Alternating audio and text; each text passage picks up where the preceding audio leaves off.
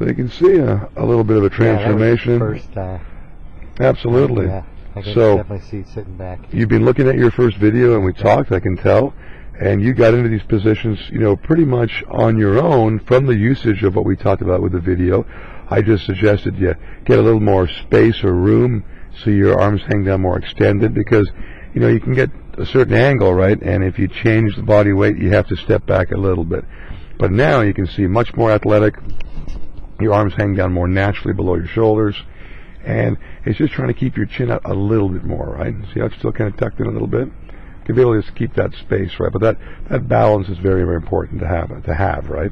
And in the swing itself, it was the path that's the biggest thing. Is taking the club back and having it go more directly back and more on plane, more vertical, right? So as you go back from the ball, you can see how club setting, see how much quieter your lower body is. Okay, so there's still a bit of movement there, but look, the weight's on the outside of that foot. Right. It's on the toe of the front foot. You can see how much movement of hips and release there is. So that's starting to stay quieter. And by having a little more room, as I mentioned, with your chin more prominent, your shoulders can have even more space to make a little bigger turn without being crowded per se, right? So you get the club back, your arms rise up your body, and look on the way down, your arms can drop down, and there's not nearly as much recovery to clear and pivot off your back foot. See how you're already getting off your back foot here, still flat-footed and inactive on that earlier swing, right? And as you continue through the shot, you can say there's definitely more of a completion. So look at that follow through.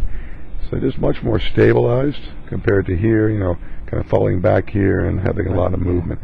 So it's just a quieter motion, and I think just working on the takeaway and the swing being more vertical and feeling lighter in your hands rather than flat and horizontal, and use practice swings to really help get used to the balance, the rhythm, the motion, and just keep checking and applying these better, more athletic setup positions and fundamentals.